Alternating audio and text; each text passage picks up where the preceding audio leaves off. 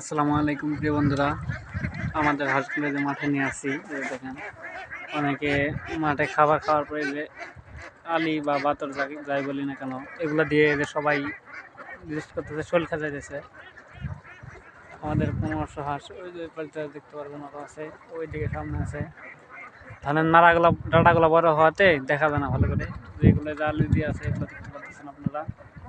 সবাই আমাদের খামারের জন্য দোয়া করবেন। এই যে আমাদের হাঁসগুলো দেখুন ভালোভাবে,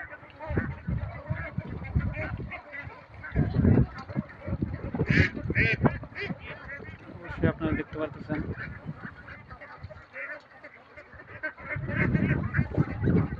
আমাদের আরো 2জন লোক ওই পাশে আছে। মোট 3 জনে হাঁস রাখতেছি, 1500 হাঁস রয়েছে।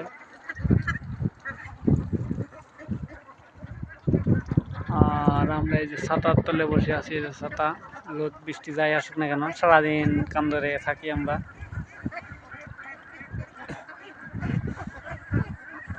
হাঁসগুলো আরো বড় হইতো। আপনার ওই যে এর আগে ভিডিওগুলোতে দেখতে পাচ্ছেন অল্প জায়গাতে ছিল, এই কারণে পালকগুলো সব টোকরায় খেয়াল আছে, টোকরা ঠকরি করছে, পালক উঠে ফেলাছে। এই কারণে যে দেখেন হাঁসের সাইজ বড় আছে কিন্তু পালক নাই।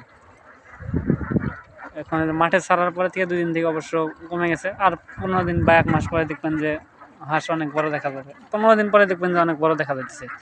একমাত্র হাঁস বড় হয়েছে কিন্তু পালকের জন্য ছোট দেখা যাচ্ছে। সবাই দোয়া করবেন, ইনশাআল্লাহ আমরা যাতে সফল হতে পারি। সবাই ভালো থাকবেন, সুস্থ থাকবেন। আল্লাহ।